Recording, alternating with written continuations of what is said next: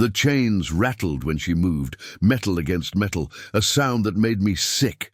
I was there to buy coffee, not salvation. But when our eyes met across that trading post courtyard, something in her face stopped me cold. She didn't look defeated. She looked determined. And then she said it, loud enough for everyone to hear, "Buy me, Cowboy." Like she'd seen something in me I didn't even see in myself. Like she was choosing her fate, even when she had no choice. $200. Everything I had. The auctioneer was already counting, the papers were being drawn, and I had no idea that spending every penny I owned would buy me something far more valuable than anything money could purchase: my own humanity. The adobe walls of Bent's fort rose from the prairie like a fortress against the endless New Mexico sky. Grayson had ridden 4 days from his ranch near Taos, following the Santa Fe Trail east to trade cattle and buy supplies. At 36, he'd built a modest life on inherited land, raising longhorns and keeping to himself. The territory was lawless in 1847, caught between Mexican rule and American expansion, a place where men made their own justice and morality was often negotiable. Grayson had learned his morals from his father, a Pennsylvania Quaker who'd moved west with ideals intact despite the harsh realities of frontier life. Those ideals had died with his father 3 years ago, but they'd been planted deep enough in Grayson that he couldn't shake them, even when it would have been easier. He didn't drink to excess. He paid his workers fairly, and he'd never owned another human being, though the practice was common enough in the territory that most men didn't think twice about it. The fort's central courtyard buzzed with activity: traders haggling over beaver pelts, soldiers drinking whiskey, merchants displaying goods from St. Louis and Mexico City. The smell of roasting meat mixed with horse sweat and tobacco smoke. Grayson was negotiating the price of coffee beans with a merchant named Bennett when he heard the auctioneer's voice rise above the general noise. "Fine specimen here, gentlemen. Cherokee woman, young and strong, speaks English and Spanish. Good for household work or field labor. Let's start the bidding at $40. Grayson's stomach turned. He'd seen slave auctions before, avoided them when he could, but something made him turn this time. Maybe it was the way the crowd had gone quiet, or maybe it was the primal wrongness of what he was hearing. He moved through the crowd until he could see the platform. She stood in chains, wearing a torn cotton dress that had once been white. Her dark hair hung past her shoulders, tangled but clean. She couldn't have been more than 25, with high cheekbones and eyes that held defiance despite her circumstances. The auctioneer paraded her like livestock, and several men in the crowd called out crude comments that made Grayson's hands curl into fists. Their eyes met across the crowded courtyard. In that moment, something passed between them. Recognition, maybe, or desperation meeting conscience. The woman's expression changed, shifted from resigned dignity to something like hope. She took a step forward, chains rattling, and her voice cut clear through the noise. "Buy me, Cowboy!" The crowd went silent. The auctioneer stammered, caught off guard by her outburst. Men turned to look at Grayson, some smirking, others curious. He felt trapped in that moment, pinned by her dark eyes and the weight of what she was asking. Not just to be bought, that was happening regardless, but to be bought by someone she'd somehow identified as different from the others. "The lady has made her choice, it seems," the auctioneer said with a nervous laugh, trying to regain control. "Current bid is 45. Do we have 50? A man to Grayson's right raised his hand. 50. I'll teach her to speak only when spoken to." The woman's eyes never left Grayson's face. He could read the plea there, the calculation she'd made in an instant about who he was. She was gambling her fate on whatever she'd seen in a stranger's face, and somehow that act of faith broke something loose in his chest that had been frozen since his father died. $100, Grayson heard himself say. The crowd murmured. That was more than twice what anyone paid for field labor, more than most men had in ready cash. The auctioneer's eyes lit up with greed. We have 100! Going once, going twice. 120, another voice called. Grayson turned to see a heavy-set man with a scarred face and cruel eyes. I know quality when I see it. The woman's face went pale. Grayson didn't think. He couldn't afford what he was about to say, not with winter coming and supplies to buy, but he said it anyway. $200. Final offer. And I want the freedom papers drawn up proper. The courtyard erupted in shocked conversation.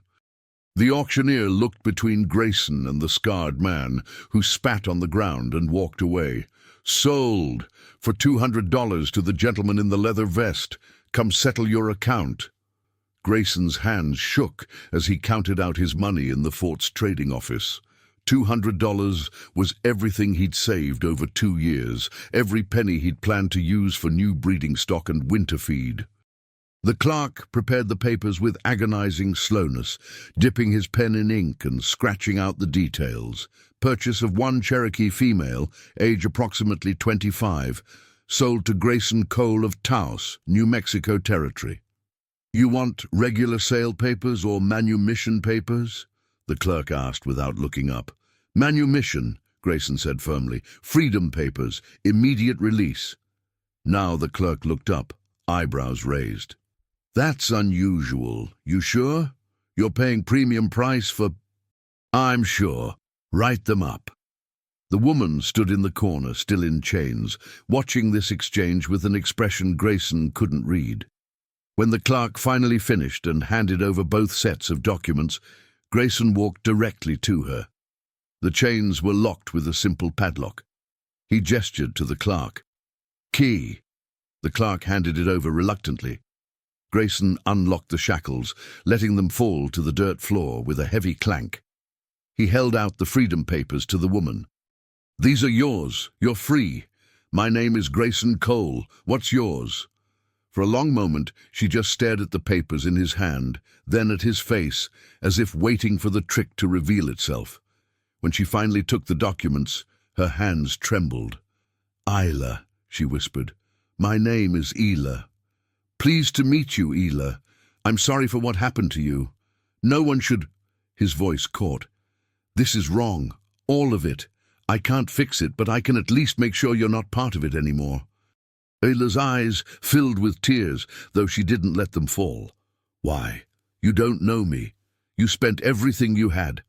I heard you talking to the merchant. That was your supply money. Yeah, it was. Grayson picked up the chains from the floor and handed them to the surprised clerk. Consider it an investment in being able to look at myself in the mirror. He turned back to Isla. I have a ranch about 4 days west. You're welcome to come there until you figure out what you want to do next. Or I can stake you enough money for a coach to Santa Fe. Your choice. Isla chose the ranch. She rode behind Grayson on his horse for 4 days, speaking little but observing everything. At night, they camped under stars that stretched forever, and slowly, carefully, she began to tell her story. She'd been taken from her family in the Indian Territory 3 years ago, sold from owner to owner, transported west with a merchant caravan. Each owner had been worse than the last, until she'd ended up at Bent's Fort, waiting to be sold to whoever had the highest bid. I prayed for someone good, she said on the 3rd night, poking at their campfire with a stick. I know that sounds foolish, but I looked at every man in that crowd and thought, please let there be one decent person. Then I saw you. The way you stood apart from the others, the way you looked sick when the auctioneer started talking. I took a chance. Grayson stared into the flames. What if you'd been wrong about me? Then I'd be no worse off than I already was, but I wasn't wrong, was I? I just did what any decent person would do. Isla laughed, but there was no humor in it. No, Grayson. Most people wouldn't. Most people would have walked away. Or worse, they would have bought me and used me exactly like they intended. You gave up everything you had to free a stranger. That's not normal. That's extraordinary. He didn't know how to respond to that, so he changed the subject to practical matters. His ranch had a small house and a barn. He had two hired hands, brothers named Ezra and Caleb, good men who wouldn't cause problems. Isla could have the spare room until she decided what came next. She had money now. He'd given her $50 from what little remained, and freedom papers that were legally binding, even if morally the whole system was corrupt. When they finally reached the ranch on the fourth day, Ezra and Caleb came out to greet them, surprise evident when they saw Isla. Grayson explained briefly what had happened, and to their credit, both men simply nodded and welcomed her. That night, sitting on the porch of the small adobe house, Isla looked out at the sunset turning the desert gold and red. "I don't have anywhere to go," she said quietly. "My family was scattered years ago. I don't even know if they're alive. You can stay here as long as you need to. I'll earn my keep. I'm a good cook and I can help with the ranch work." "Isla, you're not. I know I'm not a slave anymore, but I want to help. You gave up everything for me. The least I can do is make sure you don't starve this winter."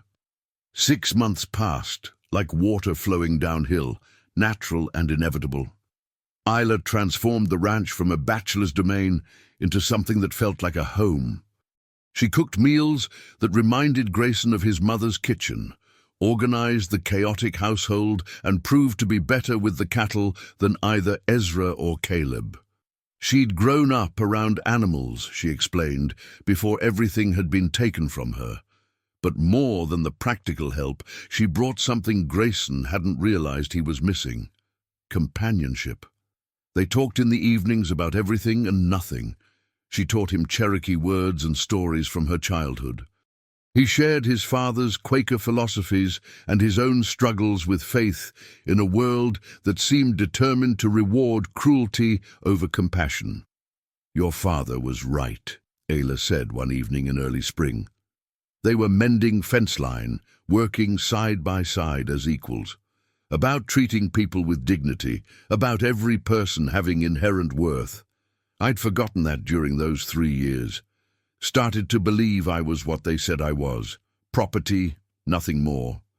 "You were never that," Grayson said firmly. "I know that now because you showed me."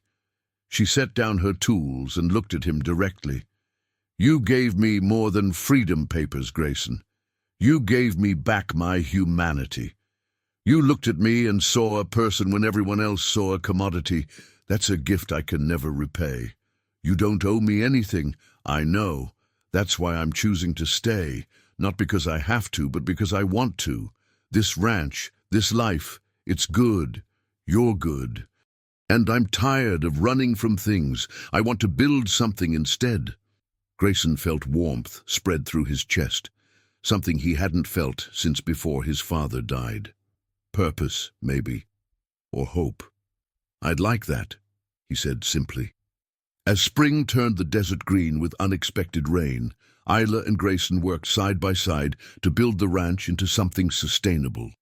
She proved to be a shrewd negotiator when selling cattle, her multilingual skills valuable in a territory where Spanish, English, and native languages mixed freely. The ranch prospered in small ways. Enough feed for winter, new breeding stock, repairs to the buildings. But more importantly, 2 people who'd been broken by life's cruelties learned that compassion wasn't weakness. Grayson had spent $200 and gained something priceless, the knowledge that doing right mattered even when it cost everything. Isla had gambled on a stranger's decency and won her freedom. But more than that, she'd won back her belief that goodness existed in the world. One evening, standing on the porch watching the sunset over the Sangre de Cristo Mountains, Isla turned to Grayson with tears in her eyes. "Thank you," she said simply. "For what?" "For seeing me. For choosing compassion over convenience. For proving that one person's goodness can change everything." Grayson shook his head. "You changed everything, Isla. You had the courage to ask, to recognize something in a stranger and bet your life on it. That took more bravery than anything I did." She smiled, and in that smile was all the freedom she'd earned and all the dignity she'd reclaimed. The chains were gone, but more importantly, so was the belief that she deserved them. And Grayson, looking at what they'd built together, understood finally what his father had tried to teach him, that wealth measured in dollars meant nothing compared to wealth measured in doing right.